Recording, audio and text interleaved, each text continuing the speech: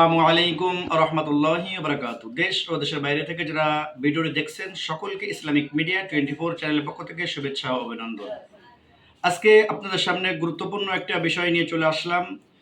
প্রতিদিন ৫ ওয়াক্ত ফরজ নামাজের পরে আমাদের নবী হযরত মুহাম্মদ মুস্তাফা আহমদ মুস্তাফা সাল্লাল্লাহু আলাইহি সাল্লাম কি আমল করতেন আর আমরা কি আমল করি, আজকে সঠিকটা জেনে নিই।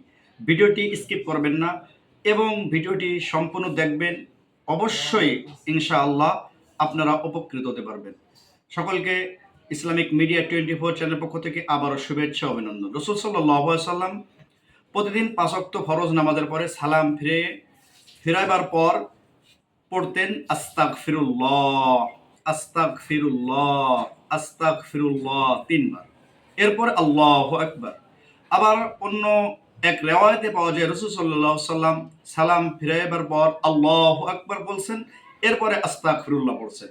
এখন আপনি আস্তাগফিরুল্লাহ আগে পড়তে পারেন, আল্লাহু আকবারও পড়তে পারেন। যাই হোক, এরপরে আপনি কি করবেন?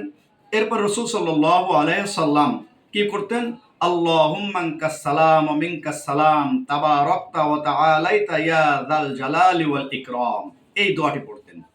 কি বললাম? আল্লাহুম্মা আনকাস সালাম ওয়া মিনকাস সালাম তাবারাকতা ওয়া তাআলাইতা ইয়া যাল জালালি ওয়াল ইকরাম।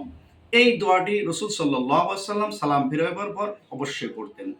এরপরে রাসূল সাল্লাল্লাহু আলাইহি সাল্লাম আরো কিছু আমল করতেন, যে আমলের কথা অবশ্যই আপনাদেরকে তুলে ধরব, সাথে থাকবেন ইনশাআল্লাহ।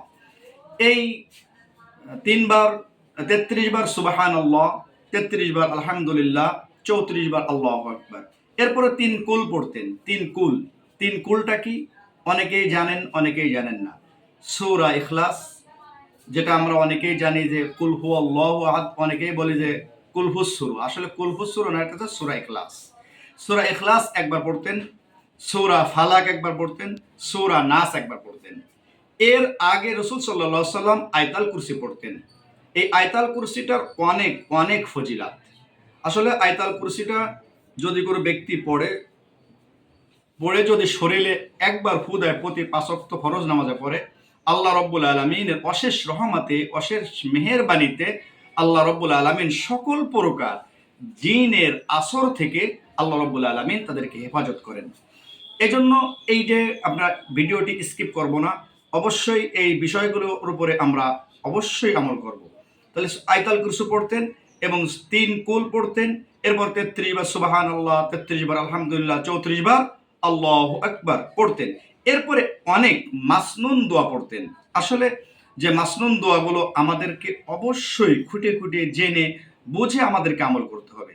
আমরা যদি প্রতিদিন এই আমলগুলো করতে পারি, তাহলে হযরত মুহাম্মদ মুস্তাফা সাল্লাল্লাহু আলাইহি সাল্লামের যে সুন্নাত, এই সুন্নাতের উপরে আমল হবে। আসলে আমরা রাসূলের আশিকে রাসূল। আমরা রাসূলের আশিক হই, কিন্তু রাসূলের কথা অনুযায়ী, আমল অনুযায়ী আমরা কাজ করি না। যাই হোক, আমরা অবশ্যই এই যে আমলগুলোর কথা বললাম, সালাম ফিরাইবার পর আস্তাগফিরুল্লাহ ৩ বার, আল্লাহু আকবার ১ বার, এরপর আয়াতুল কুরসি ১ বার, এরপর ৩৩ বার সুবহানাল্লাহ, ৩৩ বার আলহামদুলিল্লাহ, ৩৪ বার আল্লাহু আকবার পড়ব।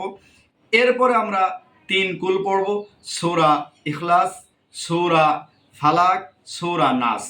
এইগুলোর আসলে বিষয়টা কি? রাসূল সাল্লাল্লাহু আলাইহি সাল্লাম মুসলিম শরীফের মধ্যে বলছেন ১২১২ নম্বর হাদিস, ১২১২ নম্বর হাদিস এবং সূরা বাকারার ২৫৫ নম্বর আয়াত কুরআনুল কারিমের এবং তাবরানী শরীফের ৬৭৪ নম্বর হাদিস। এটা হচ্ছে ইসলামিক ফাউন্ডেশন, যে ইসলামিক ফাউন্ডেশন আছে বাংলাদেশের, এই ইসলামিক ফাউন্ডেশন অনুযায়ী এই হাদিস নম্বরগুলো দেওয়া হয়েছে।